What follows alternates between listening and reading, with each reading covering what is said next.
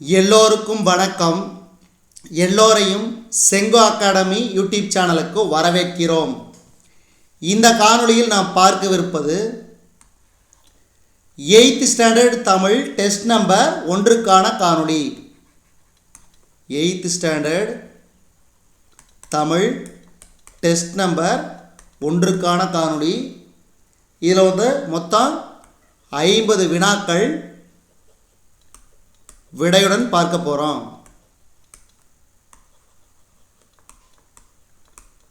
முதல் கேள்வி, கல்வெட்டுகள் எந்த நூற்றாண்டு முதல் கிடைக்கின்றன? கிமு 3ஆம் நூற்றாண்டு முதல். பொருள் ஓவிய வடிவமாக இருந்ததை எவ்வாறு அழைத்தனர்? ஓவிய எழுத்து. ஓவிய எழுத்து. மிக பழமையான தமிழ் எழுத்து முறை. மிக பழமையான தமிழ் எழுத்து முறை வட்டெழுத்து.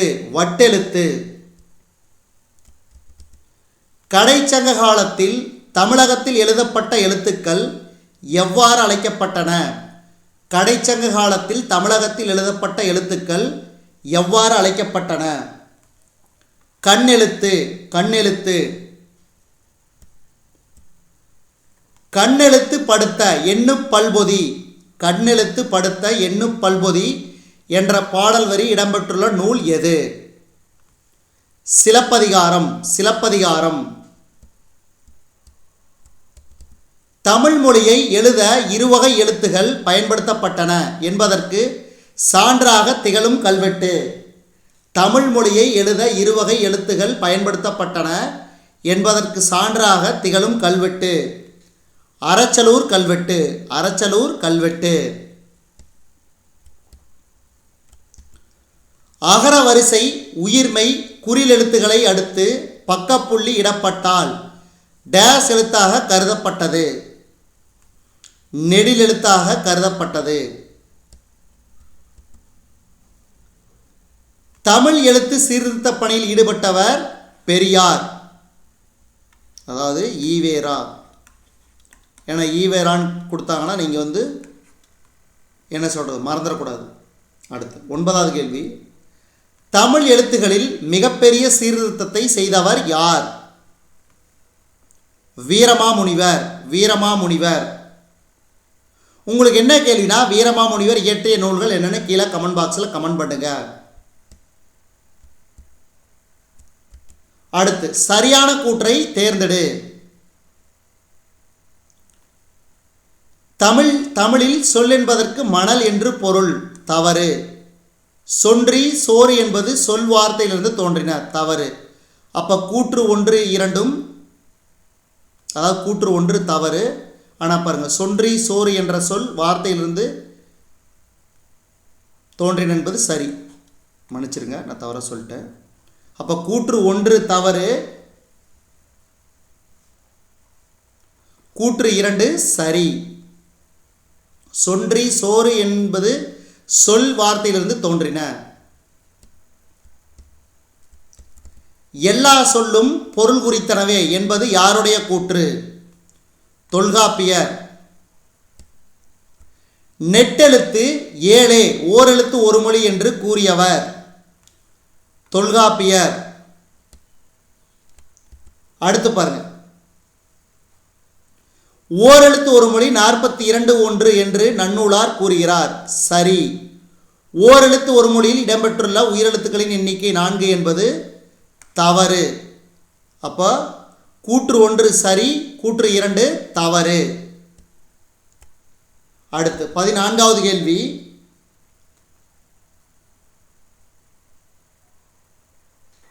காட்டுப்பசுவிற்கு அரிமா என்ற பெயரும் உண்டு. தவறு. விலங்கை குறிக்கும் ஓரெழுத்து ஒரு மொழி சொல்மை. தவறு. அப்போ கூற்று 1 2 இரண்டுமே தவறு. அடுத்து,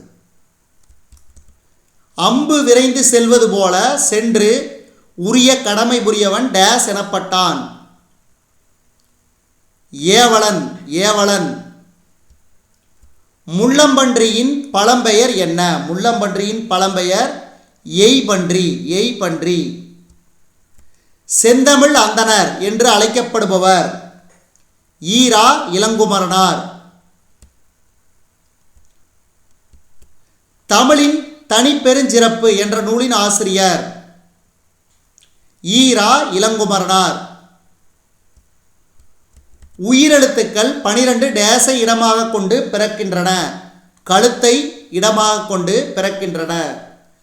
அ ஆ இ ஈ உ ஊ ஏ ஏ ஐ ஓ ஓ ஔ. அப்போ 12 எழுத்தும் கழுத்தை இடமாக கொண்டு பிறக்கின்றன.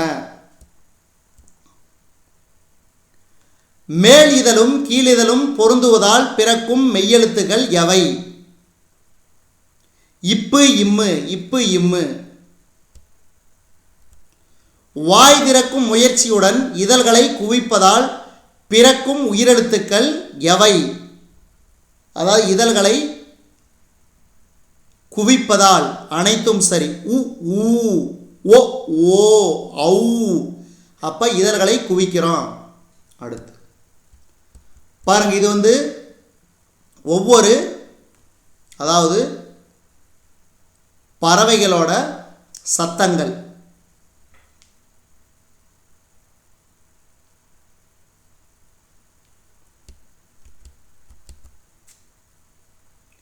இது நல்லா ஞாபகம் வச்சுங்க. குயில் கூவும், மயில் அகவும், கிளி பேசும், கூகை குளரும்.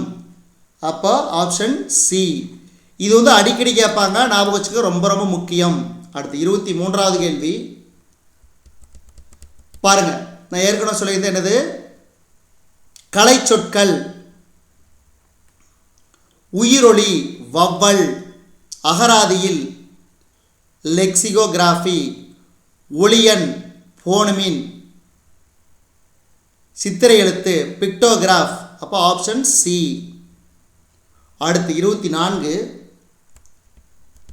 செஞ்சொல் மாதர் வள்ளை பாட்டின் சீருக்கு ஏற்ப முளவை மீட்டும் என்ற பாடலின் ஆசிரியர். செஞ்சொல் மாதர் வள்ளை பாட்டின் சீருக்கு ஏற்ப முளவை மீட்டும் என்ற பாடலின் ஆசிரியர் வாணிதாசன். வாணிதாசன்.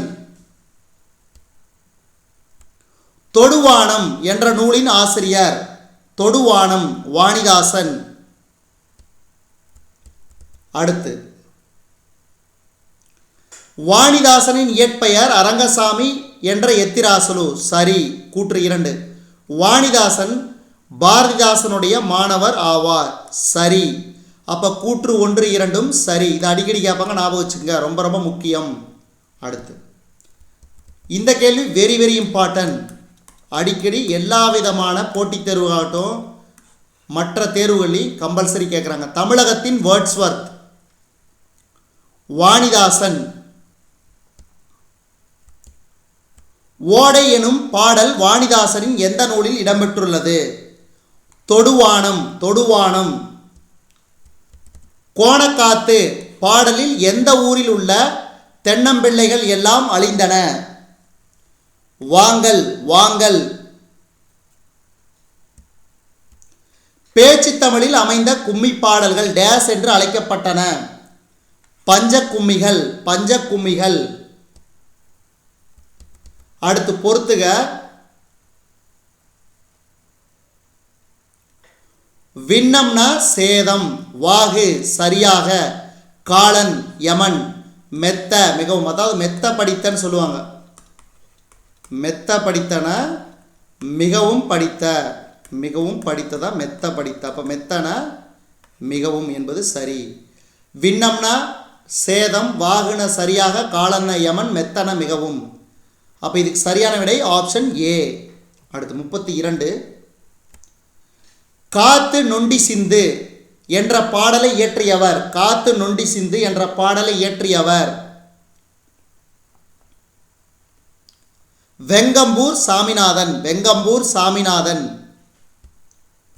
பஞ்ச கும்மிகள் என்ற நூலை தொகுத்தவர் புலவர் சே ராசு. புலவர் சே ராசு. சுகுவாமிஸ் பழங்குடியினர் தலைவர். சுகுவாமிஸ் பழங்குடியினரின் தலைவர் சியாட்டல். சியாட்டல் யாரை எம் உடன் பிறந்தவர்கள் என்று கூறுகிறார்? ஆறுகள் ஆறுகள். நிலம் பொது என்ற கட்டுரை எந்த நூலிலிருந்து எடுக்கப்பட்டது?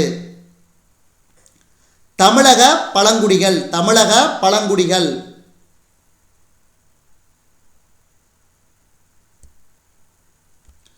எங்கள் தமிழ்மொழி எங்கள் தமிழ்மொழி என்றென்றும் வாழியவே எனத் தொடங்கும் பாடலை இயற்றியவர் யார்? எங்கள் தமிழ்மொழி எங்கள் தமிழ்மொழி என்றென்றும் வாழியவே எனத் தொடங்கும் பாடலை இயற்றியவர் பாரதியார். சரியான கூற்றை தேர்ந்தெடு. நிரந்தரம் என்ற சொல்லின் பொருள் காலம் முழுமையும். சரி. வைப்பு என்ற சொல்லின் பொருள் நிலப்பகுதி. சரி. அப்ப கூற்று 1 மற்றும் 2 சரி. அடுத்து, செந்தமிழ் தேனி என்ற பாரதியாரை புகழ்ந்தவர் யார்? செந்தமிழ் தேனி என்று பாரதியாரை புகழ்ந்தவர் யார்? பாரதிதாசன். பாரதிதாசன். பாரதியார் நடத்திய இதழ்கள் என்ன? பாரதியார் நடத்திய இதழ்கள் இந்தியா விஜயா. இந்தியா விஜயா. சிந்துக்கு தந்தை என்று பாரதியாரை புகழ்ந்தவர் யார்? சிந்துக்கு தந்தை என்று பாரதியாரை புகழ்ந்தவர் யார்? பாரதிதாசன். செந்தமிழே செங்கரும்பே செந்தமிழர் சீர்காக்கும் என்ற கவிதையை இயற்றியவர்? செந்தமிழே செங்கரும்பே செந்தமிழர் சீர்காக்கும் என்ற கவிதையை இயற்றியவர் து அரங்கன். து அரங்கன். அடுத்து 43. செய்யுளுக்கும் மரபுக்கும் உள்ள தொடர்பை பற்றி கூறும் நூல்? தொல்காப்பியம். செய்யுளுக்கும் மரபுக்கும் உள்ள தொடர்பை பற்றி கூறும் நூல் தொல்காப்பியம். தமிழின் மிக பழமையான இலக்கண நூல்? தமிழின் மிக பழமையான இலக்கண நூல் தொல்காப்பியம். உயிரெழுத்து நீண்டு ஒலிப்பதை டேஸ் என்பர்? உயிரெழுத்து நீண்டு ஒலிப்பதை டேஸ் என்பர்? உயிரளபடை. உயிரளபடை. உலகம் நிலம் நீர் தீ காற்று வானம் என்ற ஐம்பூதங்களால் ஆனது என்று கூறியவர்? உலகம் நிலம் நீர் தீ காற்று வானம் என்ற ஐம்பூதங்களால் ஆனது என்று கூறியவர்? உலகம் நிலம் நீர் தீ காற்று வானம் என்ற ஐம்பூதங்களால் ஆனது என்று கூறியவர் தொல்காப்பியர். அடுத்து, பொறுத்துக. விசும்பு வானம். மயக்கம் களவை ஈர்திணை உயர்திணை அஃறிணை. வளாமை தவறாமை. Option C. Option C.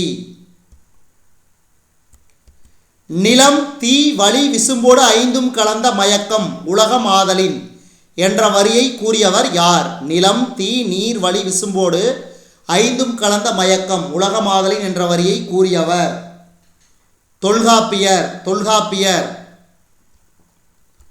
சரியான கூற்றை தேர்ந்தெடு. தொல்காப்பியத்தில் உள்ள அதிகாரங்களின் எண்ணிக்கை 3. சரி. தொல்காப்பியத்தில் உள்ள இயல்களின் எண்ணிக்கை 27. இது அடிக்கடி கேட்குறாங்க. இந்த கூற்று வெரி வெரி இம்பார்ட்டன்ட். இந்த 2 கூற்றுமே சரி, மிகச்சரி. அடுத்து இந்த காணொளியின் கடைசி கேள்வி பாருங்க.